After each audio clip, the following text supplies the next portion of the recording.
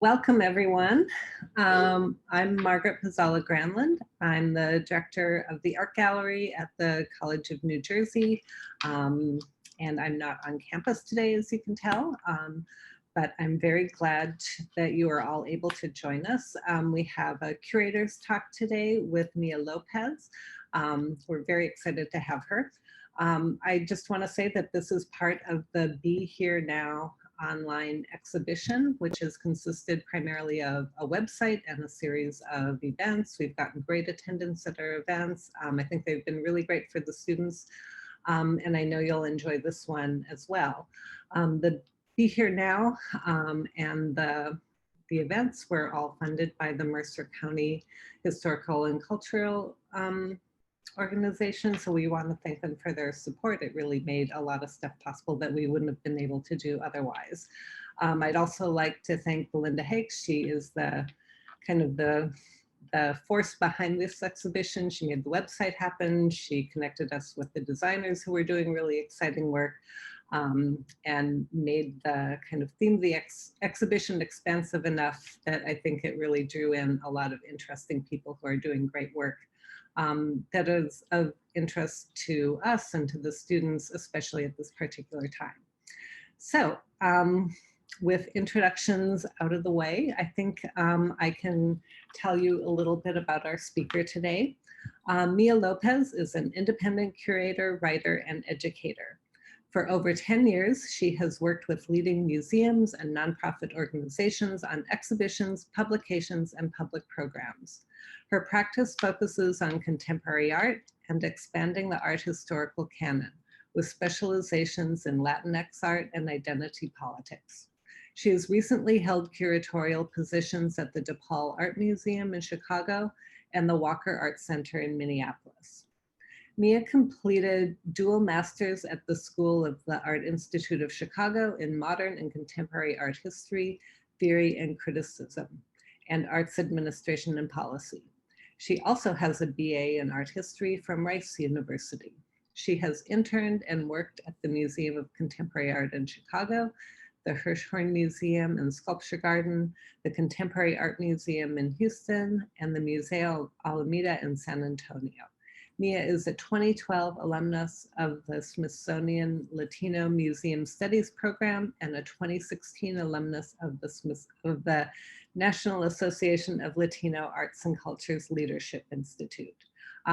We are so glad you're joining us today, and I will turn it over to you. Thank you. Thank you so much for having me. I am really excited to participate in this series and to kind of be an extension of this fabulous exhibition project. Today, what I would like to talk about is my curatorial perspective, and specifically kind of getting into some of the work that I have done that sort of aligns with some of the themes of Be Here Now in terms of kind of a curatorial activist or sort of social justice perspective. And so I'm hoping that we'll also have time for a robust question and answer session to kind of further expand on some of the themes. So let's see if this works. I'm going to do some screen sharing. And it looks like it will work. Great.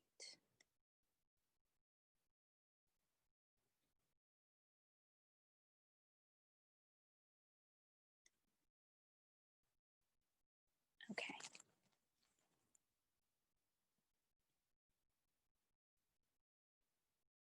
So as I mentioned, I will be talking about my personal perspective on what has been a term that has emerged in the last several years of curatorial activism. So not to spend too much time on this, as Margaret very kindly went through my bio, but I'm an independent curator based in Chicago, and I'm originally from Texas. So I'd like to begin just by playing with the definition of curator. And I say that because curators seem to be everywhere. You know, we have so many dare I say, silly examples of, this term that have been sort of taken out of the original context and applied to everything from nail polish to beef jerky. Merriam-Webster, of course, defines curator in a very straightforward way, focused on taking care of something, including a zoo or exhibition. The American Alliance of Museums, which is one of the, if not the premier organization for all museums in the United States, has an 18-page definition that really gets into sort of the expertise and the responsibility that goes with curatorial roles. And if you're interested at all, I highly recommend checking that out. But in the interest of time, we're not going to delve too deep into that definition. As my dad says, you hang up art. Cool, I'd like that. My definition is simple and based again on my experience. I see curators as people that organize presentations of artwork, artifacts, objects, and other cultural material for an audience. And I can't emphasize enough for me, the notion of audience, because audience implies that, the work does not exist in a vacuum, and that it is created by people with the intention that other people will engage with it in some way. Audience really is, a more specific version of the term community. And I think so often, in museums and other cultural spaces, it's really important that we consider, who the people that are immediately surrounding the institution are, who are the people that are feeling comfortable in the space and have access, and who are those that perhaps might be interested in visiting but are not for some reason. And how actually through curatorial work, in addition to all of the other departments that make these institutions run, but through curatorial work specifically, how we can greater improve access. So curatorial activism is a term that has, as I mentioned, emerged over the last several years. Maura Riley, who is an incredible arts leader and curator herself, has actually written a book all about curatorial activism. What I have distilled down to a very simple definition for me is using curatorial practice as a platform for social justice. And as mentioned in my bio, really thinking about how we can expand representation in museums and in kind of the realm of visual arts. And again, for me, that is my specific focus. So to expand a little bit more on my background and to add some sort of snazzy images to complement what I have been doing. So I was really fortunate early in my career to get experience at several different types of contemporary art spaces. I attended Rice University, and while I was there was a great installation focused gallery called Rice Gallery. There's an image there on the left of an installation by Jacob Hashimoto that I was able to assist with. I also interned at the Contemporary Art Museum Houston. One of my first big projects was assisting with a catalog for Andrea Zitel's retrospective that was done, or I guess it was a mid-career survey that was done in collaboration with the New Museum. And I also worked at the Blue Star Contemporary Arts Center in my hometown of San Antonio, Texas. And that's an artist founded and largely artist run space. And those are three very different types of places, but they were all really formative in getting me excited about contemporary art and really seeing the possibility of someone like me working in the realm of visual culture. as I approached the end of my undergraduate career, I interned at the Hirshhorn Museum and Sculpture Garden. And this was such a formative experience as well, in terms of, being at, our national museums and thinking about what the collections of not only the Hirshhorn, but also, the American Art Museum, the Museum of Natural History, the Museum of American History, and expanding my perspective on what these archives held, but also recognizing that there was still quite a bit of work that could be done in terms of representation. After I finished my undergraduate degree, I became an educator at the Museo Alameda, which is a museum that actually no longer exists. At the time that it was founded, it was the largest Smithsonian affiliate outside of Washington, D.C. And it really was committed to telling the story of the Latino experience in the United States through art, history, and culture. Uh, this was, an unusual role for me in that I did not know going into it just how many hats I would be able to wear. So not only was I working on education programs, which were everything from tours to concerts to, intergenerational workshops for grandparents and their grandchildren to do arts and crafts. Um, but I also was helping write grants to keep the museum free so that everyone and anyone could come and visit.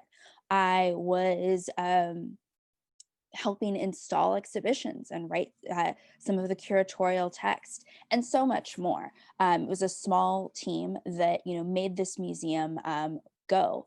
And the museum also, in addition to showcasing works by artists from San Antonio, also was very much a part of a national conversation and hosted touring exhibitions from the Museum of Contemporary Art in Chicago, the Los Angeles County Museum of Art, and the National Museum of Mexican Art here in Chicago.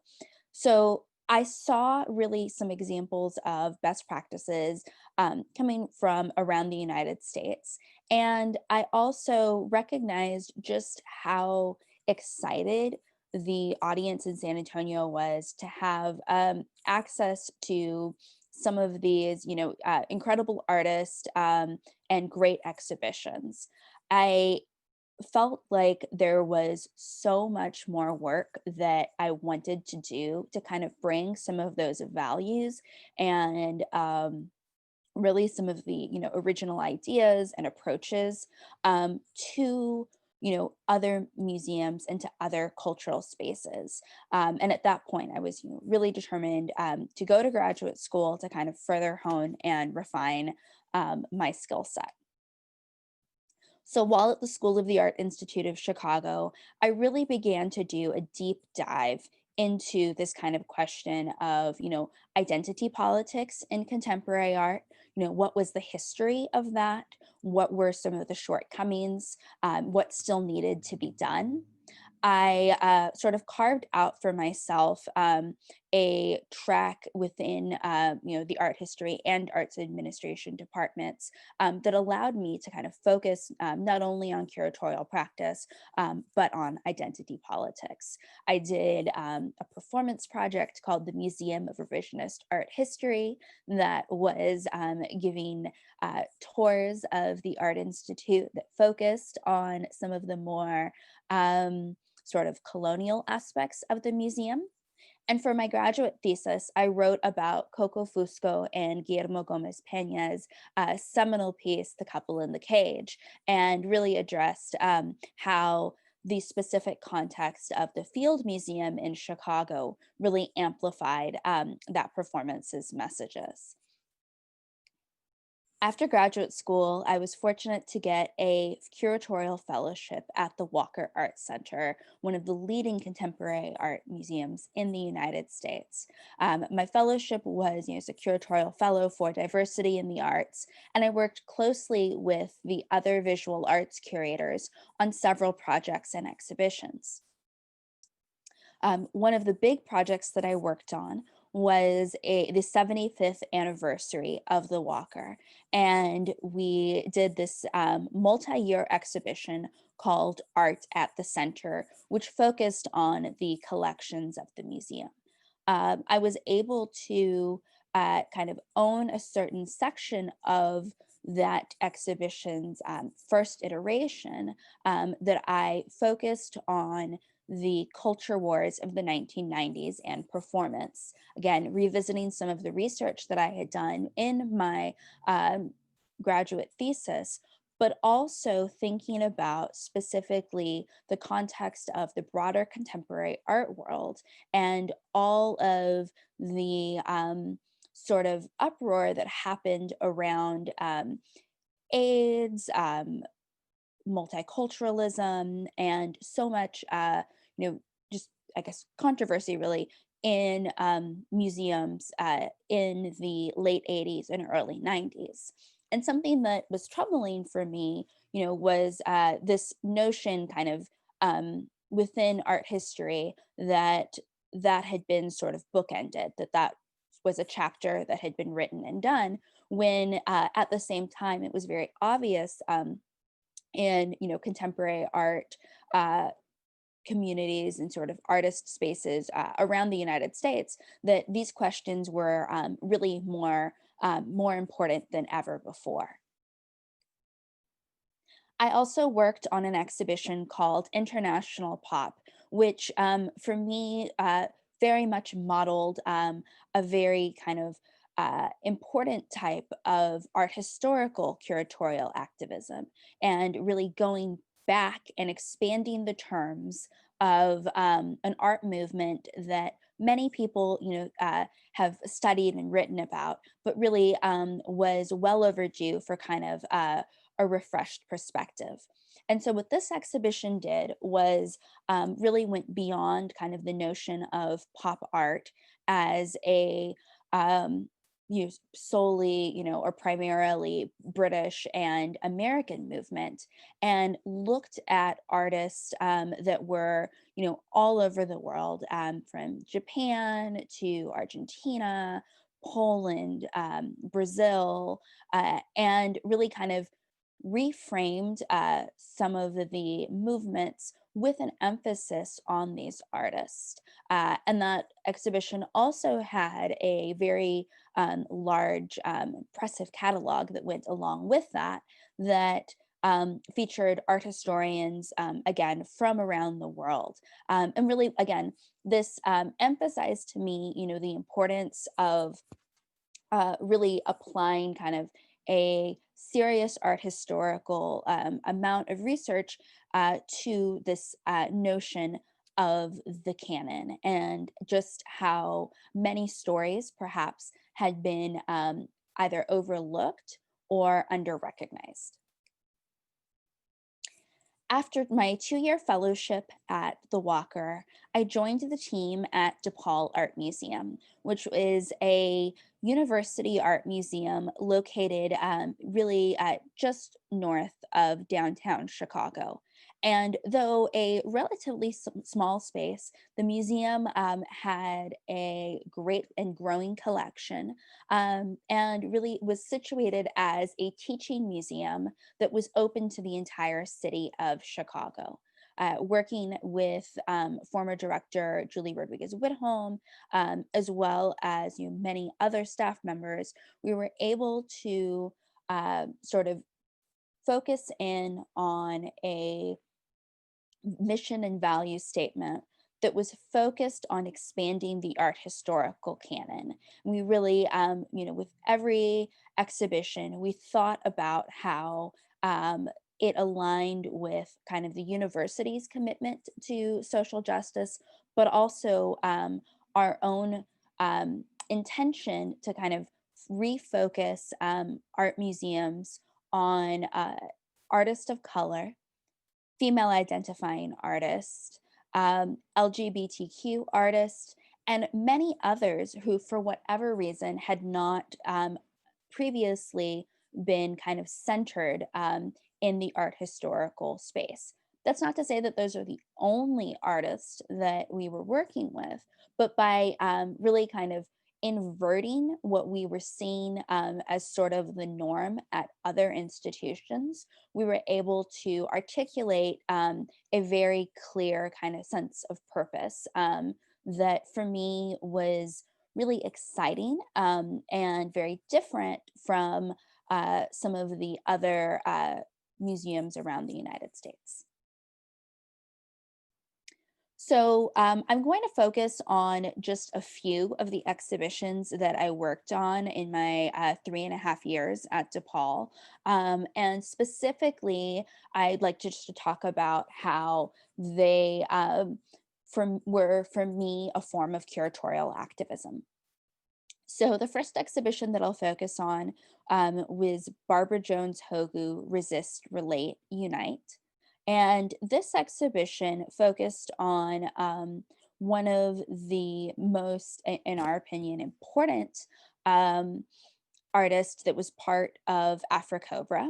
I worked on this exhibition with the former director and chief curator, Julie Rodriguez Whitholm, who had, learned quite a bit about AfriCobra, but became very interested in Barbara Jones Hogu, who was a member of this collective and had been responsible for a lot of their artistic style, particularly, she was known for her use of these really vibrant and bright colors in the screen prints that she was making.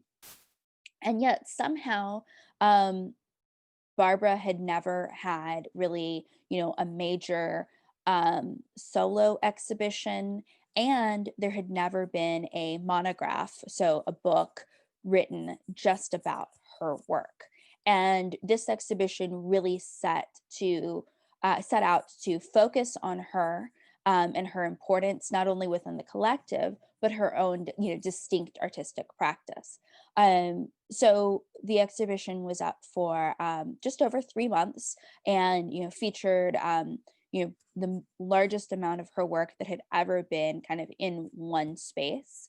And most importantly, I think, in addition to the exhibition, there was also this catalog that we produced that in and of itself was, a sort of standalone art object. It had a hand silk-screened cover done by Candor Arts, a local press in Chicago, and featured several new essays about her work, as well as really one of the last big interviews that she gave. And this is something that can be found in libraries and some bookstores around the United States. And so the idea, really with all of the work that we, do in museums, but, particularly here with this catalog, was that, the scholarship and research that we do can extend beyond these, 4 walls and continue to live on well after the exhibition has taken place, and that future art historians and educators will not have to start from zero, but now they have sort of a reference that they can go to learn more about this artist. Another project that I worked on with Julie that I am so pleased to share is this solo exhibition by the artist Eric J. Garcia, the Bald Eagle's Toupee. And Eric's really best known as a sort of comic artist. He did a lot of graphic arts and has an ongoing sort of comic strip that focuses sort of on political satire called El Machete Illustrated. And so He took over one of the corridor spaces on the second floor of the museum and created a site-specific mural. He also did a sculptural installation and an animation. He also, you can't really see it in this installation shot, but there was a video game that he collaborated with some programmers and was able to create that also kind of touched on his artistic style. Eric is a veteran of the Air Force, and a lot of the work that he does is very critical, of American politics and American foreign policy. And so, what was interesting about this exhibition was that it was taking place actually at the same time as the Veterans Art Triennial. The National Veterans Art Museum in Chicago had organized this large exhibition at the Chicago Cultural Center. And with that, really had sort of emphasized kind of a reconsideration and expansion of what veterans art could be. So this really hit several different uh, sort of facets of the museum's mission in terms of thinking about representation and of veteran artists. Eric is also Latinx, and that also factors very much into a lot of the perspective that he brings to his work. So this was an important space for us to have conversations with visitors, with students, sort of about what their ideas might be about not only political art, but what a veteran's perspective might be. And so I also want to focus on a project that I organized called Remember Where You Are, which featured four different Latinx artists. And really, towards the end of my time at DePaul, I worked very closely with the team on launching a Latinx initiative, which looked at kind of the gross underrepresentation of Latinx artists in art, in all types of contemporary art spaces, and emphasized the a focus on this group, and the potential for so much more kind of research and collaboration to be done. This exhibition featured Jimmy Canales, whose work is on the right, Melissa Leandro, whose work is on the left, as well as the artist Emilio Rojas and Janelle Esparza. They're all fairly early in their career. Two of the artists were based in San Antonio, two of the artists were based in Chicago. And I was really wanting to have a conversation about place and placemaking, and the role that specific cities and geographies, or perhaps even domestic space, might have on the formation of cultural identity. And this exhibition was essentially four distinct installations, one by each artist, and also featured a kind of takeaway publication with an essay and also some visual contributions from each of the artists. It was a way to kind of bring together four artists that had not been exhibited before, and really to introduce several of them to a Chicago audience. But also, again, to think about identity politics and how museums can, at the same time, sort of focus on amplifying marginalized voices, also do so without defaulting to stereotypes or kind of pigeonholing people. It was very important to me as a curator that I allow, in many instances, for the cultural sort of identities or sort of cultural politics of each of the artists speak for themselves, as opposed to kind of forcing conversations or aspects of their own backgrounds and identities to be centered. So I was really proud of this exhibition and really excited by the response that we received to it. So often, people could experience the exhibition and sort of come at their own kind of conclusion about the sort of cultural experiences of the artist, as opposed to kind of going in with the preconceived idea about what Latinx art might look like. And I'll close with just, speaking to the fact that I'm working independently now. These are from some images that just represent some of the types of projects and things that I do, whether it's working with universities and with students, doing some freelance writing, and also thinking about how I can continue to work with museums and cultural spaces on projects that help amplify and tell stories that aren't otherwise being told, and thinking about how to continue to push for museums in particular to be accessible for people of many different backgrounds. So I'm going to stop screen sharing.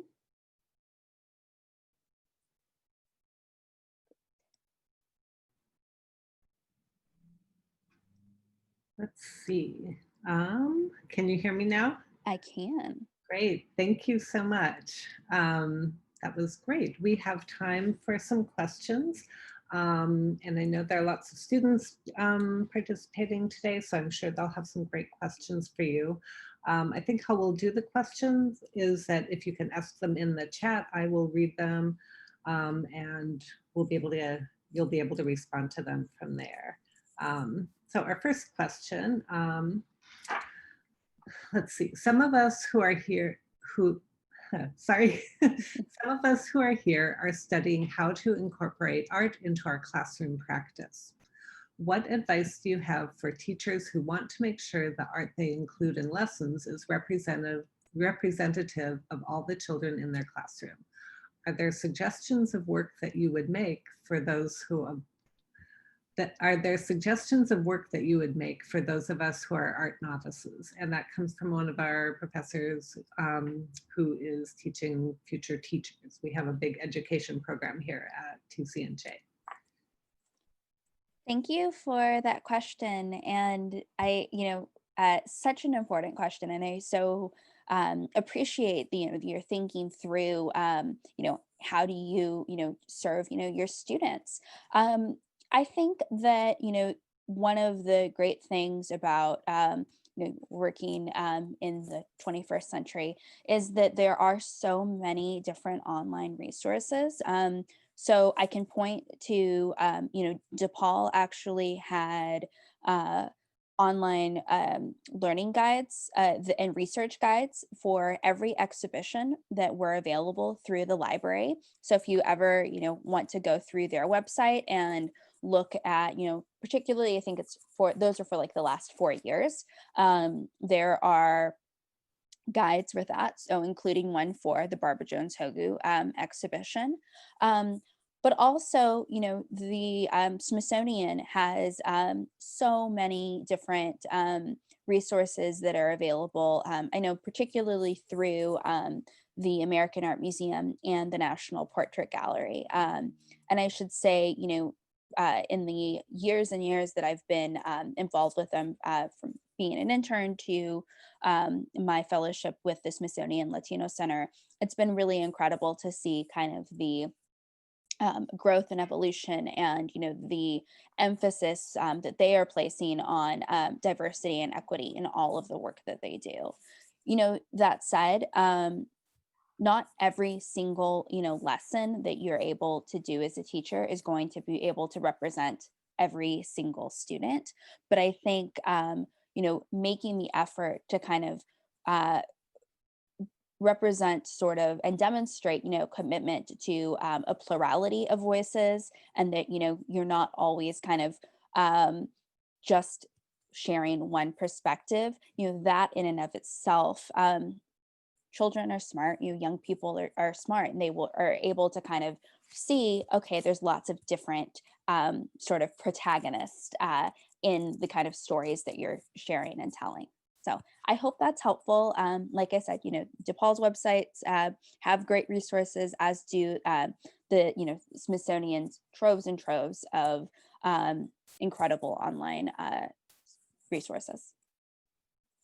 Great. I posted a link to the DePaul Museum in the chat, so hopefully that is helpful. And I've actually used the resource guides on the DePaul site, and I was really impressed. I thought they were great. So great. There's an awesome librarian, Alexis, who put those together and was just really lovely to work with. Yeah, they were amazing. They were really rich. There were articles, there were images. It was really a great resource, I thought. The next question is, in your career with curation, have you ever had to work with an institution that you felt went against the values that you hold as an activist? Thanks for that challenging and thought-provoking question. I think that particularly when you're just getting started in your career, there's a lot of sort of soul searching and figuring out, and finding your voice. And that was absolutely the case for me at the beginning of my career. I definitely, did not know the term curatorial activist, but I knew that accessibility was important to me. And I think that for me, when I worked at spaces that maybe had a longer way to go in terms of accessibility, I really tried to think about how I, as whether an intern or a fellow, or just me, Mia, one small person, how I could affect change, even in small ways. So, as a woman of color, Latina, I know that there was a certain amount of work that I was doing just by being present in the space, and so often, working with young people that maybe had not previously seen people of color in curatorial roles.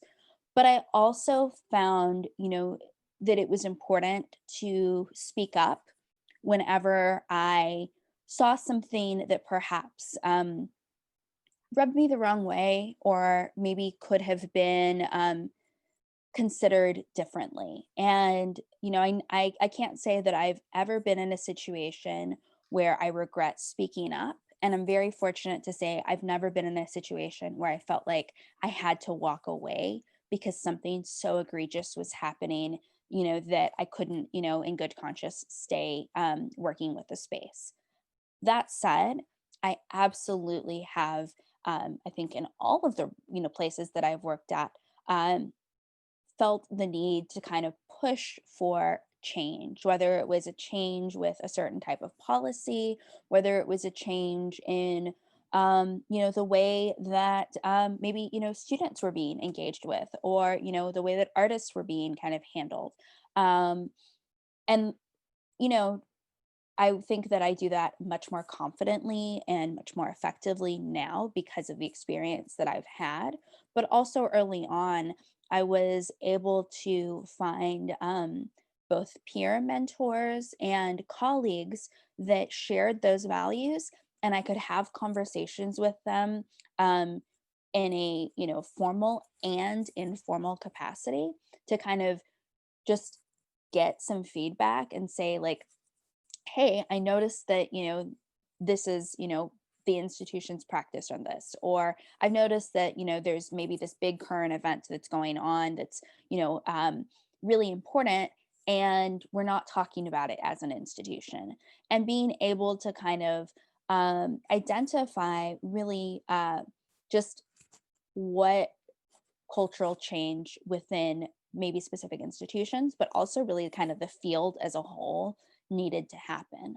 Um, yeah, so I hope that answers the question. I mean, I would also say to other um, to people that are just getting started maybe in the museum field and museum career, to build a network, a support network of people that share your values, so that you can bounce ideas off of each other. I've been fortunate, both through graduate school, and then I work very closely with the Association of Art Museum Curators. I'm currently in their mentorship program, and that has been such an important professional network for me, and has been so supportive, and has very much made me feel like there is that I'm part of a larger team across institutions that's pushing to make museums a better place. Great, thank you. We got another question in the Q&A. Do you also consider the ways spaces can also be accessible for those with mobility issues, deaf or hard of hearing, visual impairments, sensory issues, etc.? Thank you for that very important question. Something that I feel like is so critically important for all curators, and I mean, really for all people, is to recognize your blind spots. And for many years, this was and actually I realize that's somewhat of an ableist term, but this was an area that I was not as familiar with as perhaps I could have been. And really over the last 2 years, I've been learning much more about not only mobility issues, but forms of accessibility for people that might have visual impairments, or are deaf or hard of hearing. While I was at DePaul, I had a colleague that took this on quite a bit, and was preparing to launch several new inclusive initiatives that were really just bringing the museum closer to where it should have been in terms of accessibility for really all types of people. And I realize, that can seem very daunting for small institutions. And I'm so grateful to have learned from my colleague, Laura Caroline Johnson Delata, just how affordable and how feasible so many things could be that really would make a huge impact on somebody that maybe had a visual impairment, or was deaf or hard of hearing. So we looked at everything from creating new practices so that people who wanted to attend a public program might be able to request a sign language facilitator beforehand. We always, all of the institutions I've been at have made sure that exhibitions were wheelchair accessible, but also in terms of sensory issues, thinking now, okay, how do we create language that adequately describes what someone will encounter, and how do we best put ourselves in the place or the shoes of somebody that might have different needs walking through the space. And I think too, again, for me, it also goes in recognizing that I'm not an expert in that realm. And so how do I, through the work that I do, find perhaps partners or other colleagues that I can work with to gain that knowledge and to infuse that perspective into the exhibitions I organize. Great, thank you. I actually had one question kind of about museum world or art world, maybe more broadly. It seems that in the past year, especially with the COVID closures, that museums have been kind of wound up in a position where they're kind of rethinking, I don't know, it seems like almost everything from their collections to their exhibitions to their boards to their who's on staff. And they've been making a lot of really difficult decisions about how to open, when to open, about laying off staff, about the kinds of exhibitions that are coming up. Um, and I'm wondering if this particular moment, are there things in it for museums and galleries that you see as sort of challenges that really threaten museums and the possibilities going forward? Or do you see that there are opportunities for museums to make change? And like, how do you, I guess, how would you like to see it play out? And how do you think it might play out? That is a big and tough question. You know, I don't I don't know that I ever imagined a scenario like what we're living through, right now. Um, I will say that museums, from my perspective, uh, have been a little bit slow to adopt some of the digital uh, technologies and interfaces that are available. Um, and when you compare, maybe to some other,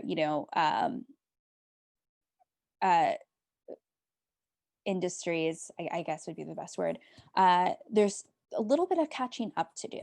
And I, think that finding a way to balance digital and virtual experiences with the in-person um, is the most important thing right now because, unfortunately, with COVID, closures are not probably not just a thing of the past. And I also think, though, that being able to make um, exhibitions and archives and collections available online expands the audience geographically so much. Um, and really allows for, again, to go to accessibility, more people to be able to enjoy, these objects, this research and scholarship. So I'm hoping that in general, museums are taking a, good hard look at their websites and saying, okay, what can we do better? I think that, right now, there's so many challenges in terms of how do you keep the doors open. The I think that this is a moment where the hierarchy of so many museums has been exposed, and you're seeing where a lot of priorities fall. I really feel for everyone that is trying to kind of navigate reopening, from the front of house workers to, the um, curators and directors, trying to kind of condense schedules um, and do all of that. I think that, for me, a value that has been uh, top of mind in all of this has been patience, grace, and kindness, and just realizing that these are unprecedented times, and that we kind of we've I think all moved on with everything in our lives from we're past Plan B. It's Plan C, D, E, whatever. Um, and I expect the same of, particularly, our large cultural organizations. Uh, I think that to me, some of the biggest mistakes would be to do anything too quickly and to kind of react too much um, to, whether it's, just major decisions that are being kind of done very suddenly. I haven't seen too much of that, but I have seen a little bit, and I think that um, it makes sense that people are sort of scared and um, trying to kind of save organizations, but I worry about throwing the baby out with the bathwater.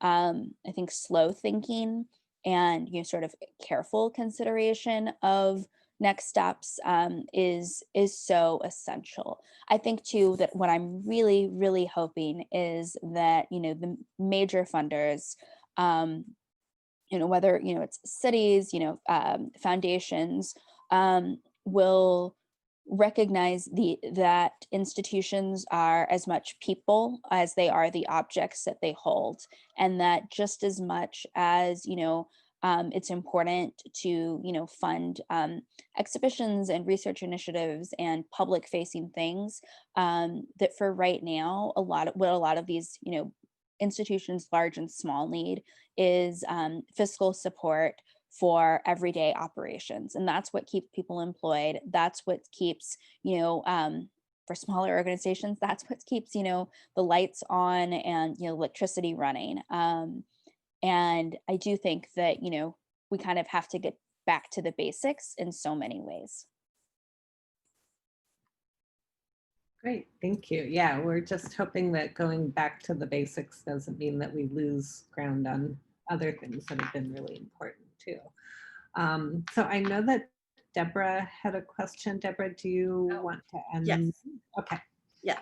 So Mia, thank you so much. That was a wonderful talk. And my students are here from the seminar I'm teaching on decolonizing and diversifying the museum. And we're reading Mara Riley's book for next week on curatorial activism. So this was perfect timing for us. And you displayed with grace exactly what that looks like. So thank you very much for that. Thank you. So I think, one of the things that my students have been struggling with when you learn about sort of the colonialism and racism inherent in art history and art museums is a feeling that I think some of them have struggled with. Does it go so deep that there's no fixing it? And I think, that, can the museum be decolonized? Can these kind of, because it's an institution that's rooted in nationalism and these things. And I think that you in your exhibitions demonstrated that possibility, and you have sort of an optimistic outlook about it. So I just wondered if you could speak to that moment, when you sort of, I'm sure you remember when you're studying art history and you have that moment, you realize that it's not quite the idealistic world that you had imagined, and then how you move forward toward a more positive way. I love this question, and I realized, that in my presentation, I especially in trying to kind of condense, many years of a career, into a short thing. It's sometimes, speaking with sort of broad strokes and some generalizations. When I think specifically back to, studying art history in undergrad, it's this like really sort of painful kind of cliche that so many particularly it's Latino artists that I've talked to have had this exact moment where it's like they would be going through, the Gardner's, history of art, and they're like, okay, Frida Kahlo and Diego Rivera, that's it. There's nobody else that looks like us. Maybe now, people will be lucky and get, a version that covers, Ana Mendieta and Felix Gonzalez Torres, maybe. And it's just this, yeah, of course, I had that moment of like, wait, I'm a little bit confused because I came from a majority minority city, and I was super, super lucky that my parents valued arts and culture. My mom is big art aficionado. That I can take a little bit of credit for that because she's gotten, of course, more interested because of my career, but she always would take me and my brother to museums and things, but also to other cultural spaces. And so I knew that there were, people that were, in my very specific case, Latino, that were making art. But I also knew that, of course, there are Black artists and Asian artists and queer artists and so many different types of artists. Why weren't they in the books? Why weren't we learning about them? And that really actually pushed my undergrad thesis. That's kind of what I wanted to focus on. And I will never forget, I had a really exciting aha moment I was researching this artist named Mel Casas, and Mel is now has work in the Smithsonian collection. Was a brilliant, brilliant painter who was a contemporary of many of the pop artists, but kind of went under the radar. However, he did have a show at the Contemporary Art Museum Houston in the 70s. And I think that knowledge that, okay, there have been these moments, there have been these, almost, if you will, sort of flare ups, where artists, have had representation and, even going, as recently, to like the 90s. And I was interested in, okay, how do we get beyond this notion of diversity and inclusion as being trendy or being kind of a movement, and instead it needs to be in everything. Um, I think that what helped me was that as I raised these questions to, my professors, to, the people that were mentoring me in the different places I was interning, I received positive feedback. I wasn't discouraged.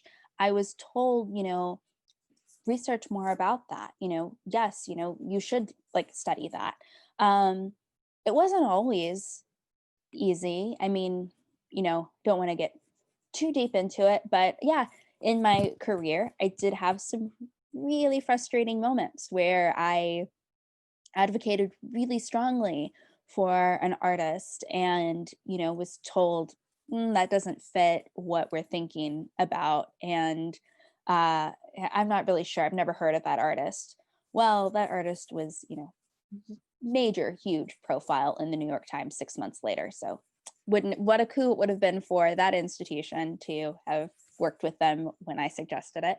And I think it was, you become emboldened at a certain way. You basically have two choices. You can see the problem ahead of you and say, gosh, I'll never make a dent in this. There's so much so much to do. Or you can look at people like your Fred Wilson, Coco Fusco. You can look at, curators, like Thelma Golden. You can look at, some amazing people, that are doing great work at, the Smithsonian, Carmen Ramos. You can look at the National Museum of African American History and Culture, which I think took 25 years to build. And you can say, you know what, this is going to take a lot of hard work. But I'm in it for the long haul. And you pace yourself. It's a marathon. It's not a sprint. There will be good days and there will be bad days. I mean, I don't even get into some of the things that I've personally encountered as a woman of color working in museums, but yeah, I've totally encountered racism and prejudice, but you steel yourself as much as you can into believing that, the work is important and that it's worth doing. You take care of yourself, you create, a little bit of space from people and places when you need to. But yeah, it's something that I'll be doing for the rest of my life. Hopefully, as a curator, definitely as an arts advocate, this is something that I'm really passionate about. Thank you. Thank you. Thank you. That was wonderful. We are just at the end of our time, and I think that was such a great response. I think that was a wonderful way to wrap up your talk, and I want to thank you so much for spending this time with us. We did record the talk, so it will be available online. It'll probably take me a week or so to get it posted, but you all are welcome to let other people know about it and visit it yourself. And thank you so much for joining us. Thank you so much for having me. And, best of luck for everyone else kind of finishing up the fall semester and yeah, in all of your future studies and endeavors.